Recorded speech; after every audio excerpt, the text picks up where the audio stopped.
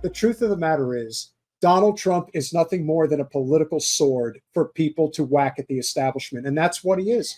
Because Trump, when he's done, is going to be gone. Do I have to watch that? Not necessarily. I don't want to watch We'll that. see. But I would implore you all to understand that everyone's like, oh, Tulsi's a turncoat and she's this and he's that. Look, I have thoughts on that. I actually, again, I quote Kim Iverson did a really good spot on this. I don't think so. I think we always misinterpreted who Tulsi was. And I also think that she has evolved over time, as she has grown over time, and that she started out really young and she's not the same person anymore. And I think I always like to promote other content people. God, Kim Iverson really did a good piece about that. But I don't think that she fooled anybody. I think she has I think we thought something that she wasn't, sort of like how I feel about Obama. Here we go. It's a privilege to be here with all of you, my brothers and sisters in uniform, especially on this day of all days. I had the privilege of joining President Trump this morning at Arlington Cemetery, where he joined two Gold Star families and loved ones of Staff Sergeant Hoover and Sergeant G, both of whom were two of the 13 killed in the Abbey Gate attack 3 years ago today in Kabul.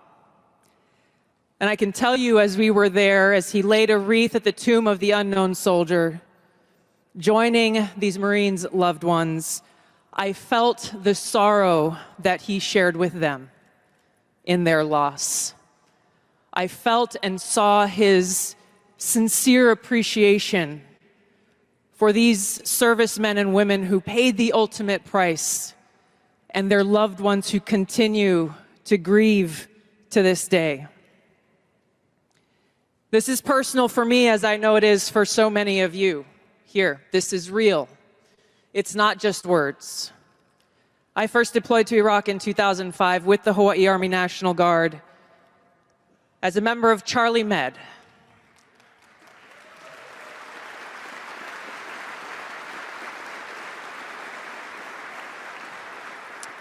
As those of you who were deployed during that time know, it was the height of the war, and sadly, we took many casualties. And every day we were confronted with that high human cost of war, and that sadness as we boarded the plane when we left, that we were leaving some of our brothers and sisters behind, only to lose others when we got home to suicide. So I mean what I say when I share with you that I know that President Trump understands the grave responsibility that a president and commander-in-chief bears for every single one of our lives. I don't know if I believe that. I don't know if I believe that either, but what I will say is you could tell that Tulsi really had to hold it together when she talked about suicide and how many people that she has seen have taken their life. And when people complain about guns in the United States, the number one cause of death by a wide margin is self-inflicted gunshot wound. Yep. So when you think about not being able to... Not assault rifles. No. When you think about not being able to pay bills, when you think about chronic health and disease, when you think about economic anxiety because your job is not paying you enough, you can't catch a break. What if you've served in combat? What if you've killed people? There's a lot of things that come with that. A burden of responsibility that most people could never fathom and never want to fathom. Keaton and Russell have brought this up many times on Due Dissonance, and I do agree with them. Specifically what Russell has said, which is people have harped on the fact that Trump doesn't like making the phone call to the dead soldier's family. It's because Trump is not into the war shit. He's just not. He doesn't have bloodlust.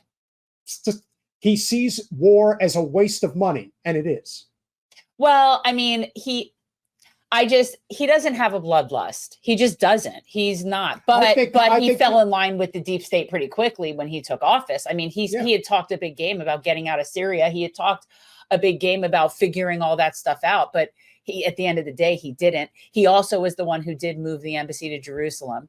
It's you true. know, like he made a he lot has, of mistakes, and I don't know what people think is going to happen this time. That will give you a reason to believe it's not going to be the same. No, and I think it's bad. I think that it's bad, and I wish that there was we're definitely between a rock and a hard place, but that's just where we are. We are, and we got to just see our way through it, and the way through it is not to just go blue. But if you have looked at what has happened over the past 4 years, and again, this is the thing when people talk about Biden as commander-in-chief, what I see in terms of the president is somebody from a foreign policy perspective is very dangerous. What do you think it's going to be like if Kamala's there? That's something that people have to think about. She already just said she wants us to have the most lethal military. So more empire, more of that. We need more of that. And I'm not saying that Trump is the solution by any stretch. We're screwed.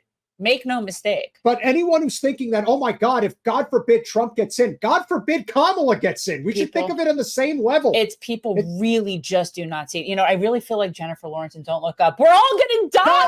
What are you just sitting here not acting? Because we're trying to get Adam McKay on the podcast. Here's who is the person who did Don't Look Up. But anyway, but my thought is this, and I am not, again, Trump is horrible. I am not a Trump supporter. I think he's bad, but we have to really look at the question.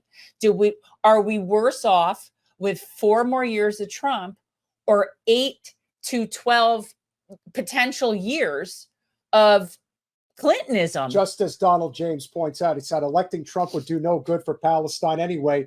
But that's the point, because they're fucked either way. So now you got to look at it as if somebody like Trump gets in, all of a sudden the shitlibs are going to care about what's going on in Palestine. Oh my God! Look what he's doing. Look what they're doing. See, that's it. And I know people say things like, "Well, if it is only 4 years, because he's going to really take over, because that's what he could really do." Yeah, because if he could have done it, he would have. He would have. Yeah. If he could have done it, he would have. And the reason that he didn't, and the reason that he can't, is that he doesn't have the military. He doesn't. It's not like, look at countries where there's coups. Look at countries where there's coups. It's soldiers. It's not a whole bunch of people running through Congress grabbing the lectern.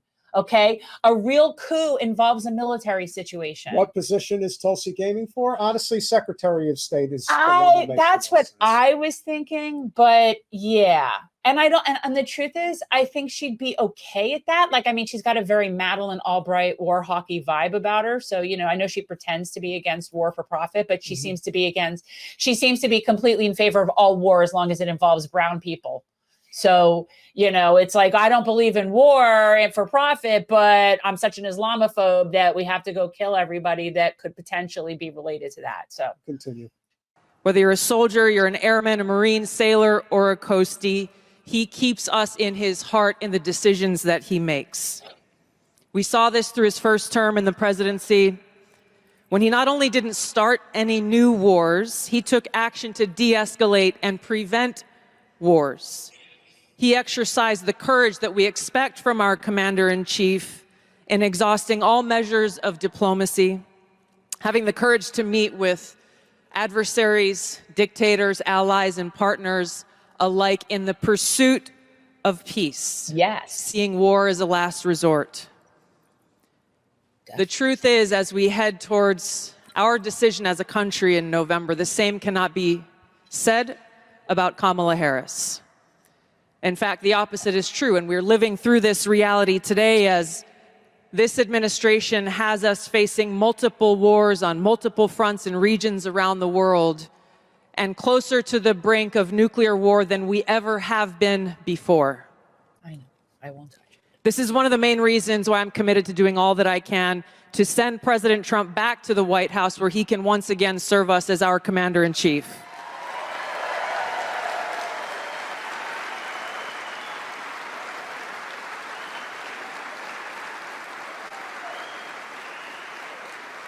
Because I am confident that his first task will be to do the work to walk us back from the brink of war.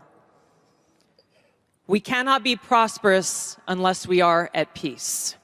And we can't live free as long as we have a government that is retaliating against its political opponents and undermining our civil liberties, weaponizing our very institutions against those they deem as a threat. Kamala Harris has done this over the last 3.5 years. She won't hesitate to continue that if she is elected as president. President Trump has been their first and foremost target in this because they don't want us as voters to even have the option to vote for him. I've been their most recent target, added to a secret domestic terror watch list after exposing the truth about what kind of dangers we would face if Kamala Harris is elected as president. Can you imagine Putting the audacity? Tulsi on a watch list. She serves in the U.S. military. You're basically saying she's a traitor. She was a congresswoman. And what's always the most interesting is that the people who always do this are people who never, ever served in the military. I know. I feel like we're going to look like we're like one of those people that are like going right wing because we don't like the Dems anymore. And I don't want to be like we're promoting people like Tulsi and RFK and Trump because we're not. What we are is promoting the message. Now, actions always will speak louder than words. Yeah. Because either way, we're going to get a Harris or a Trump administration. And you know soon enough what that's going to look like. But I will tell you, if these are the people that he's going to talk to and put in his cabinet, let me tell you what makes him smarter, though, as far as any of this. Like when Joe Biden was trying to like make nice about, we're going to get, or when they were trying to make nice with the Bernie people and be like, oh, yeah, well, we'll talk to them. We'll give them a say. We'll put him on the transition committee. We'll give him all this stuff. It was so ridiculous. They didn't really do anything. Bernie didn't get a position. Bernie didn't get anything. And at the end of the day, that policy wasn't even considered because they don't give a shit. I actually think Trump is smart enough to know that not just bringing them on in symbol, but actually letting them come in is a smart move. Yeah, and they'll be loyal to him in a way because they got fucked over.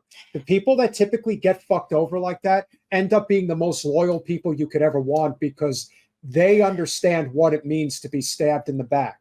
That's a different type of person. And quite honestly, he's showing that a couple of things. He's showing one, that he's willing to work with anybody who's willing to like basically support him. If you're willing to say he's great, he'll like you back, right? Like, I mean, he's not.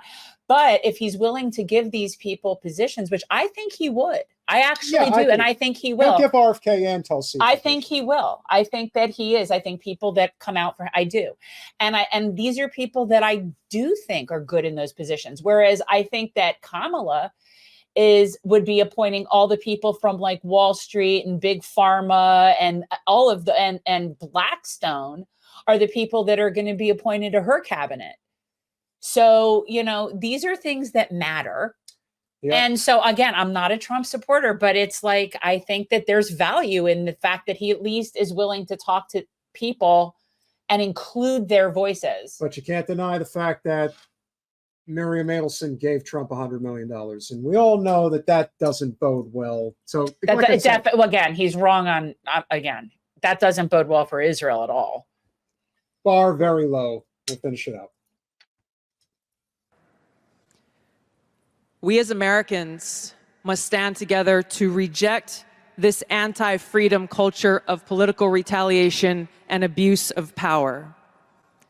We can't allow our country to be destroyed by politicians who will put their own power ahead of the interests of the American people, our freedom, and our future.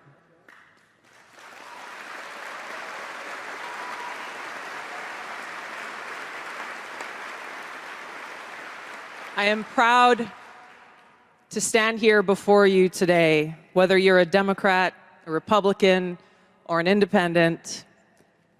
If you love our country, as I do, if you cherish peace and freedom as we do, I invite you to join me in doing all that we can to save our country and elect President Donald J. Trump and send him back to the White House to do the tough work of saving our country and serving the people. Thank you very much. Thank you very much, Mr. President.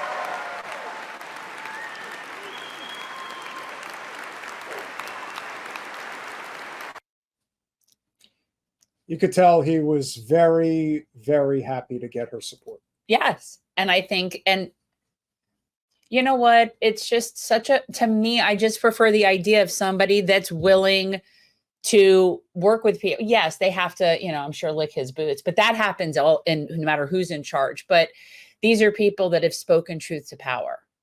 Nobody the Democrats ever bring in are people that have spoken truth to power.